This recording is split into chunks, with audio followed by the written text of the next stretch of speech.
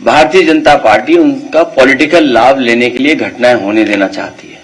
Bharatiya Janata party, इनकी सरकार में बैठे लोग न्याय देने लगे और निष्पक्ष कार्रवाई करने लगे तो बहुत सारी घटनाएं होंगी नहीं, बहुत सारे गरीब लोगों को न्याय मिल जाएगा। इस सरकार का रवैया क्या है, इस सरकार का रास्ता क्या है? कई मौकों पर मैंने कहा यह सरकार हार्टलेस है, अनडेमोक्रेटिक है और हर वो काम अनकॉन्स्टिट्यूशनल उसको सपोर्ट करती है।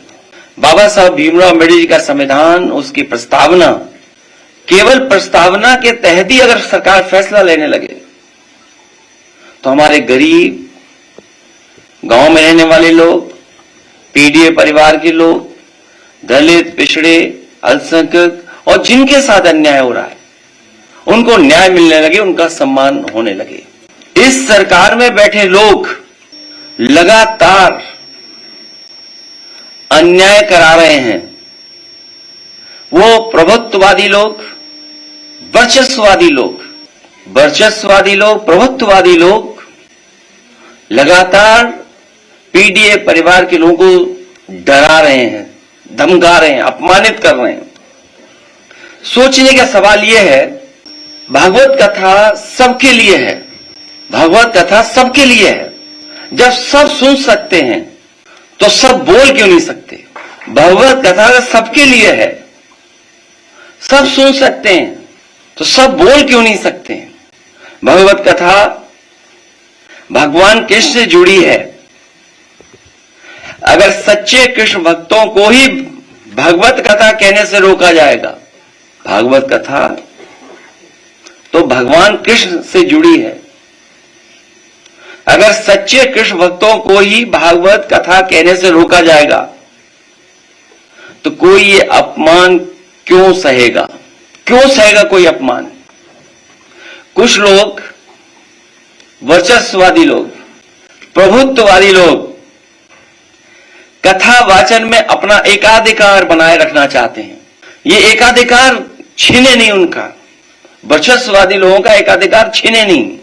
कथा वाचन को जिन्होंने भावना की जगह व्यवसाय बना लिया है, व्यवसाय बनाने वाले लोग, हमारे इटावा कथा वाचन पीढ़ी अपमान कांड उन्हीं कुछ प्रभुत्ववादी और वर्चस्ववादी की वजह से घटित हुआ है।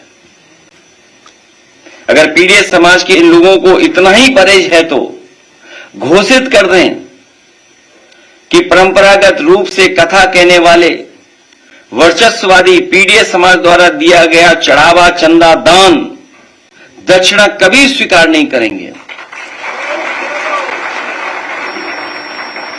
और अगर एकाधिकार ही आपको लाना है तो समय समय पर आप बहुत दावा करते हैं कि 370 खत्म किया है, तो देश में आप कानून ले आओ कि कथा वाचन का काम और एकाधिकार के लिए कानून ले आइए कि आप ही कह सकते हो और कोई दूसरा नहीं कह सकता।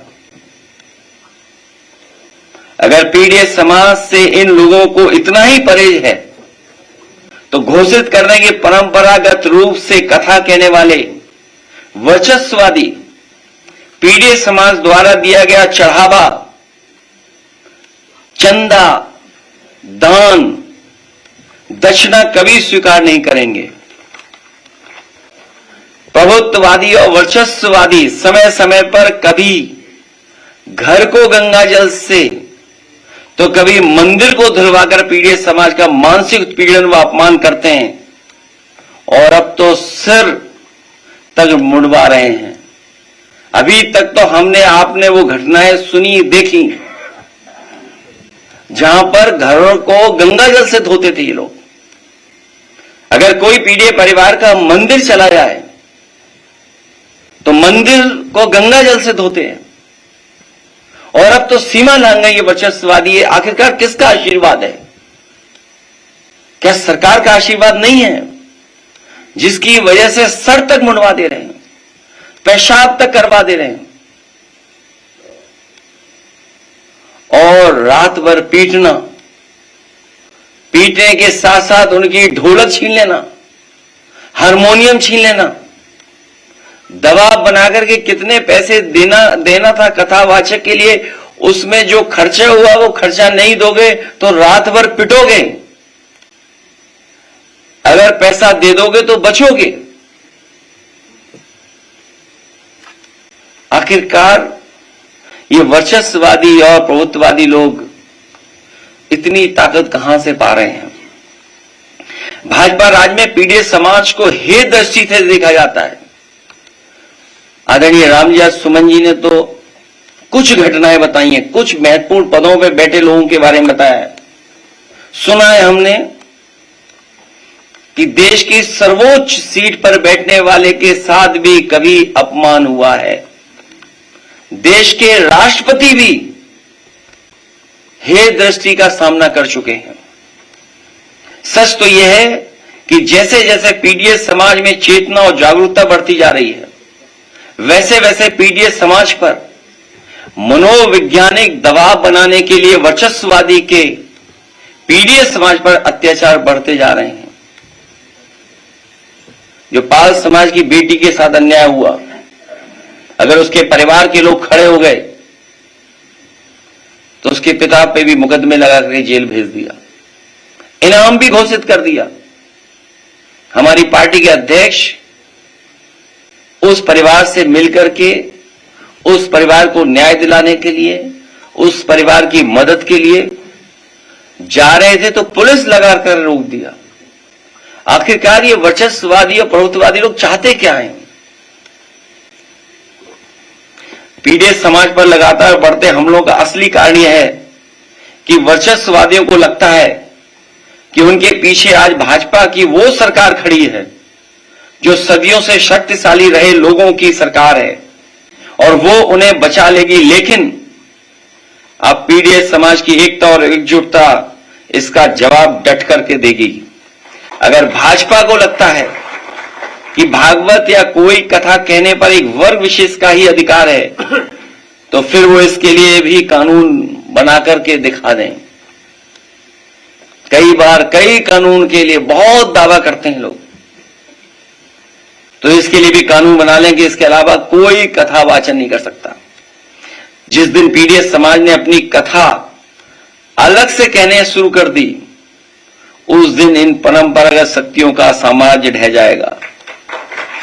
और मैं तो एक ही बात कहूंगा, भाजपा जाए तो हम सबको चैन आएगा। और घटनाएं कोई एक दो नहीं है।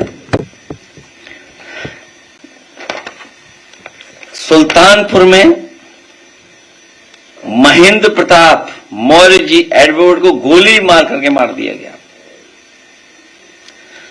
घटना महोबा की याद होगा आपको। पिछले महीने की बात है, मैं यहां नहीं था, मैं बाहर था, लेकिन हमारे लोग पहुंचे और परिवार की मदद कर करके भी आए थे। दलित नवविवाहित जोड़े को सामंतवादियों ने चप्पल उतार के उनके घर से गुजरने को कहा। जब उन्होंने मना किया तो दूल्हे को, उसके परिवार को और नवविवाहिता को बुरी तरह मारा गया। क्या ये कोई कल्पना कर सकता है आज के समय पर जब हम विश्व गुरु बनना चाहते हो, दुनिया को हम सस्टेनेबल डेवलपमेंट की बातें बताना चाहते हो, दुनिया में हम विकसित भारत बनाकर के खड़ा करना चाहते हो, दुनिया में ये कहते हो कि अब हमसे आगे कुछ ही अर्थव्यवस्थाएं, वहां पर सोचिए नई नई शादी हो, आप हमारे घर के सामने से तभी निकल सकते हैं जब आप चप्पल उतार करके जाएंगे, और नहीं ऐसा करते हो तो आपको अपमानित होना पड़ेगा।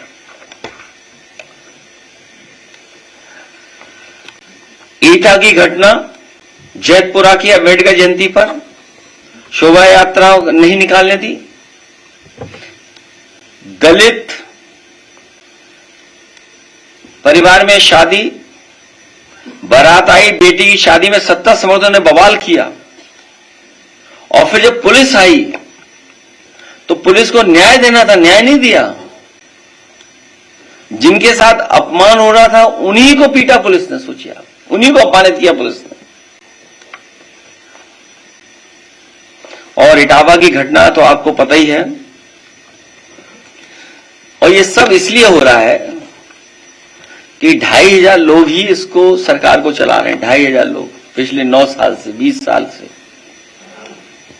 इधर उधर 2,500 ही लोग खेल खेल रहे हैं। हम इन कथावाचकों का धन्यवाद देते हैं कि हमारे बुलाने पर आए हैं और सरकार में बैठे लोग कुछ भी कर सकते हैं, कुछ भी कर सकते हैं। सरकार में बैठे लोग कुछ भी कर सकते हैं। नजर उतारने का तरीका तो हमने और आपने देखा ही। क्या कार्रवाई हुई है भाई? उसके चैन थी वो नहीं दी गई बात, ढोलक, हारमोनियम, और अपमान के लिए क्या है? अपमान के लिए क्या किया सरकार ने? अभी आपको नहीं पता, ये सरकार को इन पे मुकदमा दर्ज करा दे। आपको नहीं पता क्या? अभी मुकदमा दर्ज करा देगी सरकार इन पे, देखिएगा आप। बीजेपी पूरी हिस्ट्री सीटर है, ये नहीं पता आपको? पूरी पार्टी हिस्ट्री सीटर है। आप बताओ कौन सी धारा वापस ली गई मुख्यमंत्री से? बताओ, मुख्यमंत्री ने अपनी धारा कौन सी वापस ली? बताओ। डिप्टी सीएम ने कौन सी धारा वापस ली अपनी? अरे भाई, पैसे देकर कुछ भी लिखवा दो किसी से मीडिया में, हम आपके बारे में कुछ लिखवा दें तब? ये कोई बात हुई? कोई भी लिखवाने लगेगा तो आखिरकार व्यवस्था को खराब किसने किया है? हम न्याय कहां मांगने जाएं? थाने में बताइए आप, पुलिस क्या कर रही है? कौशांबी का एक एग्जाम्पलरी है एक केस। पाल समाज की बिटिया के साथ घटना हुई, उसके पिता को जेल भेज दिया, इनाम घोषित कर दिया। क्या नहीं घोषित हुआ? बताओ आप भाई। जिसकी बेटी के साथ घटना हुई हो, उसी के पिता पर आरोप, उसी को जेल भेज दिया, उसी पे 25,000 रुपए का इनाम घोषित हो गया, और सरकार में बैठे लोग अपने केस वापस ले रहे हैं। अभी एक साथी यहां आया, दरोगा ने उस पे, आजमगढ़ का है, कैश ले लिया, जेब से निकाल लिया पैसा। हाँ, आजा बेटा यहां आजा।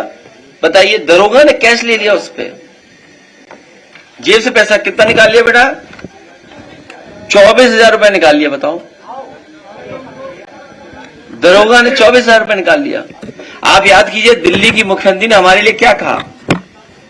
क्या कहा था दिल्ली की मुख्यमंत्री ने हमारे लिए? कौन कहलवा रहा था ये बात? हम आपको कहें आप लोग टोटी चोर होता? ये कोई बात हुई? कौन करवा रहा है? बीजेपी करवा रही है। ये है, देखो बताओ, गरीब लड़का, बताइए 24,000 रुपए ले लिए दरोगा ने इससे। अरे दरोगा क्या, तुम्हें लखनऊ में पैसा चल रहा, दरोगा दरोगा कर रहे हो तुम यार। अरे तुम यार दरोगा के चक्कर में पड़े हो। दरोगा दे किसको रहा है? ठीक बेटा, हम दिलवा देंगे। नहीं हो 24,000 हम लोग देंगे और दरोगा से भी दिलवाएंगे तुम्हें, क्यों? सच बोलने के लिए। इधर इधर इधर आप सोचिए, आप दरोगा तो इकट्ठा करके दे रहा है किसी को, तुम कह रहे दरोगा नाम कौन है? मुख्यमंत्री नाम क्यों नहीं पूछते हो आप?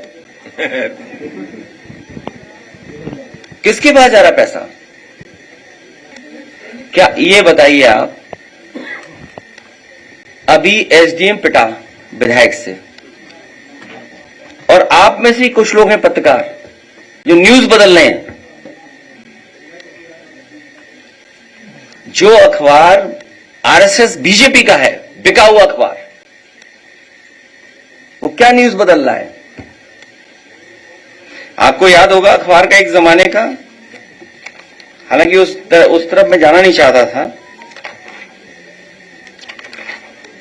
याद है पोस्टर कैसे लगते थे लखनऊ में? न दलितों की बनी रानी, न यादव की कहानी। याद है आपको? याद कीजिए आप। क्या न दलितों की रानी, न यादवों की कहानी, ये सब भूल जाएंगे हम लोग? बताओ, विधायक ने एसडीएम के थप्पड़ मारा, दरोगा के थप्पड़ मारा, और किस लिए? कि वो न्याय देना चाहता था, ओवरलोडिंग न हो इसलिए। केवल एक घटना है क्या? और घटनाएं नहीं है क्या?